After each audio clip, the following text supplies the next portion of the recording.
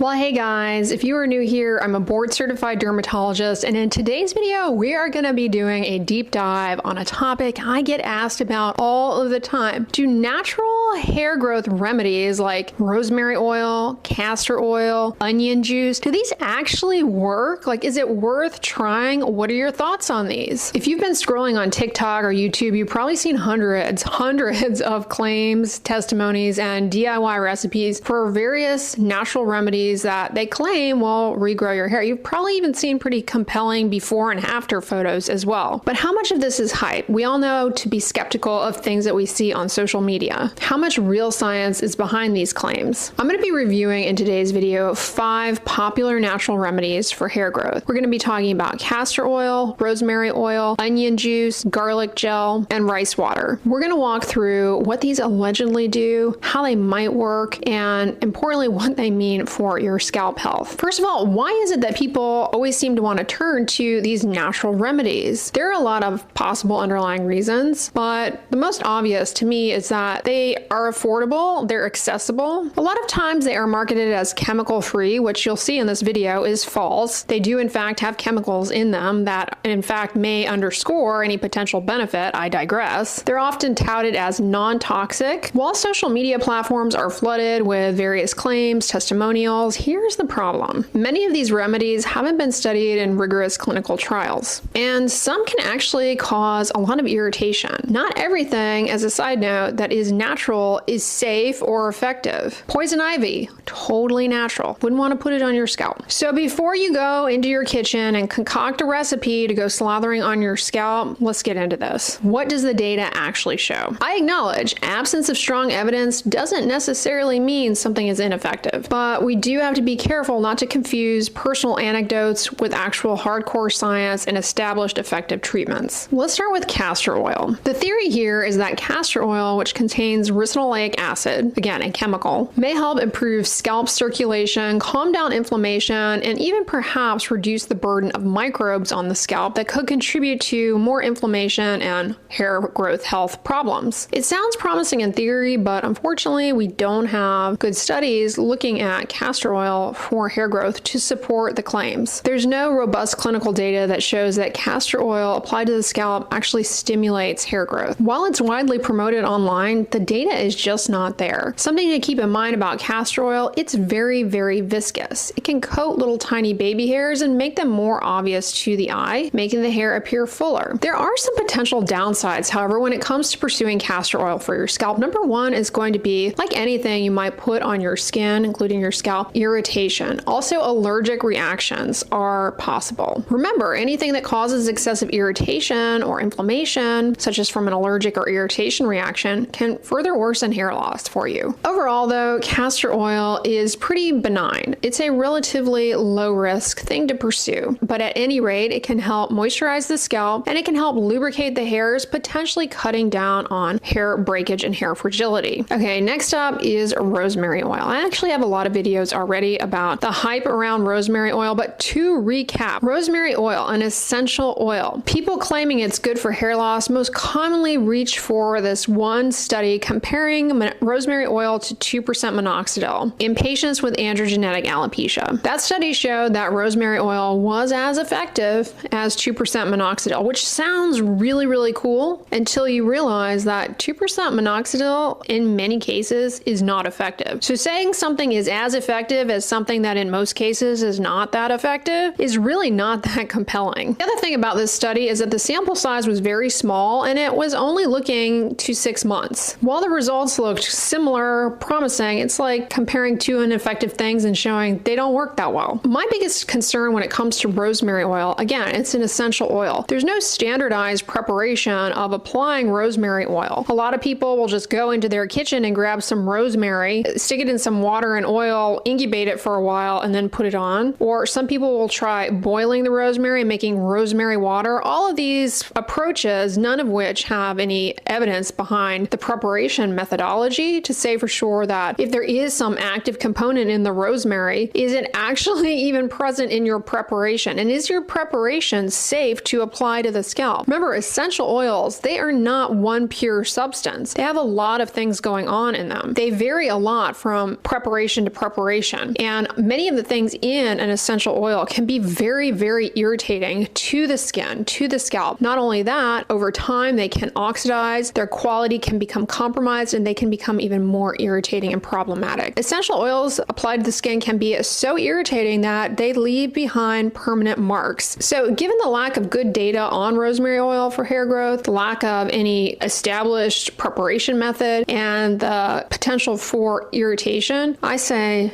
don't waste your time. Let's talk about onion juice though, because I've seen a lot of videos of people singing the praises of onion juice, and I think the studies that they're coming across, they're a little misguided here. So onion juice has a high content of sulfur. The proposed mechanism here is that because onion juice has a high sulfur content and a variety of antioxidants that might be beneficial for scalp health, it may also help to stimulate circulation to the hair follicle, which, as a reminder, growing a hair is like very metabolically demanding. You need good blood flow. In addition to that, some believe that it might modulate the local immune system around the follicle. There's a small study of 38 patients with patchy hair loss due to the autoimmune hair loss condition alopecia areata. People using crude onion juice got more hair regrowth compared to people using tap water. However, keep in mind, alopecia areata is an autoimmune attack on the hair follicle leading to hair loss. It's very different than some of the more common types of hair loss that people experience, such as androgenetic alopecia. It actually doesn't surprise me that the onion juice group in this study showed some improvement in hair growth compared to tap water, because we already know that one of the ways we go about treating this type of hair loss specifically that we don't use for other non-autoimmune types of hair loss is to cause excessive scalp irritation to sort of thwart the abnormal autoimmune attack. It works well for this specific type of hair loss, but it would not be something we would pursue for androgenetic alopecia or telogen effluvium. It just doesn't make sense, and so it's not the right approach for most types of hair loss. Also, the study was small and not well controlled, so I wouldn't even rely on it if you do have alopecia areata. We have a variety of topicals to treat alopecia areata that incite that type of inflammation in a very specific and targeted way that are well established to be effective for it. So the onion juice thing, I would not pursue. Not to mention,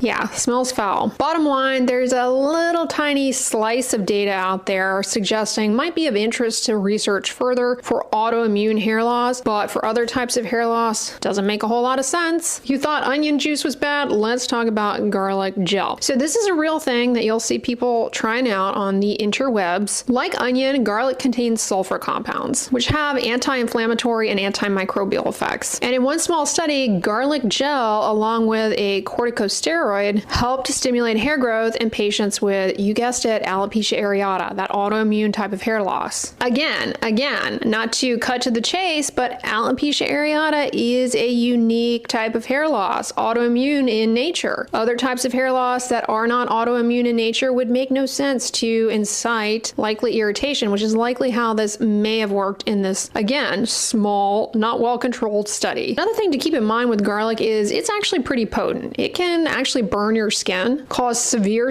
irritation, and pretty bad allergic skin reactions, especially if applying raw to the scalp, which a lot of people end up trying to do in these cases. Bottom line, there may be a role down the line for garlic gel as a treatment modality for autoimmune hair loss, alopecia areata. Doesn't make a whole lot of sense to chase after this given the lack of data, especially for other types of non-autoimmune hair loss, such as androgenetic alopecia or telogen effluvium. Even for autoimmune hair loss, it doesn't appear as though it is a standalone treatment based on the data we have, because they combined it with corticosteroid and established treatment for autoimmune hair loss. All right, let's talk about rice water. This is another one. I actually have some older videos on rice water for hair and for skin. This has gone viral on TikTok as a miracle for growing your hair. Rice water is said to be rich in vitamins and minerals, amino acids, and of course antioxidants. Some preliminary studies in cells in a dish or small animal models suggest that fermented rice water might actually be beneficial for hair growth, helping with the signaling pathways needed to get the hair growing. But when it comes to actual human clinical trials, meaning testing this out on people people radio silent. There's very little evidence that rice water actually can help with hair growth. What are the risks of doing DIY rice water? Well, probably the greatest concern is that if you keep it around for long enough, it can harbor bacteria. You put that on the scalp. If you have cuts and scrapes, you could end up with a pretty gnarly scalp infection. Bottom line, it's not harmful in most cases. If it's something you want to try, I see no problem with it. Check out my video on how to make it. At any rate, I do think that rice water may be helpful for rinsing the hair to improve shine and perhaps even manageability. But as far as hair growth, the evidence is not there. Let's do a quick recap. Castor oil, the chemical components of which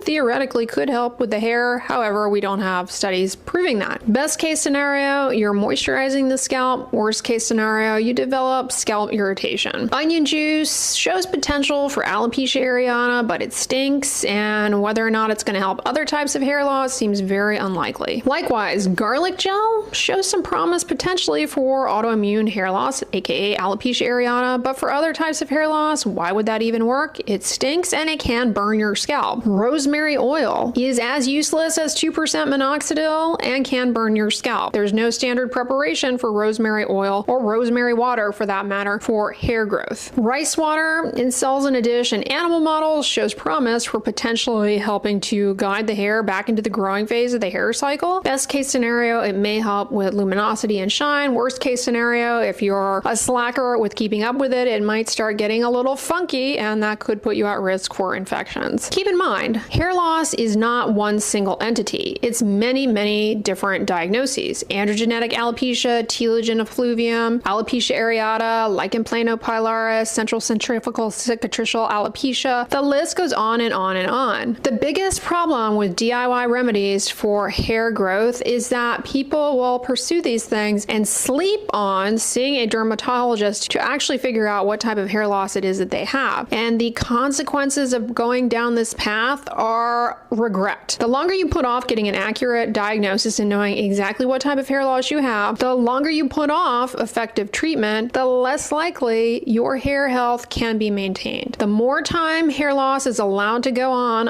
improperly treated, the greater the likelihood of, in many cases, the hair follicle scarring down, at which point you will never get hair to grow out of that follicle again. So don't self-diagnose, don't self-treat. If you're noticing hair thinning, hair shedding, check out my playlist on hair loss for more information on the different types, but get yourself in to see a dermatologist for an accurate diagnosis and treatment plan tailored to you and your specific hair loss type. Dermatologists can recommend evidence-based, proven treatment modalities, as well as help guide you through these complementary alternative therapies and support you in including these things where appropriate and where it would be safe to do so. So let's go over some commonly asked questions that I get all the time. I want to try these. Can I mix different ones together? I mean, technically yes, but combining too many things that each on their own can be irritating really just amps up the risk of irritation. And remember, excessive scalp irritation will set you back in the hair growth journey. How long do you typically recommend trying any type of hair loss intervention, whether it be some of these alternative therapies if we're interested, or an actual established modality like minoxidil? Well, remember, hair growth is a slow moving process. Usually people do not even begin to see noticeable change in hair growth until about 3 months. Usually 6 months is when you start to really turn a corner. So keep that in mind. Next time you see an influencer singing the praises of some remedy that they tried 2 days ago and all of a sudden their hair is growing, no.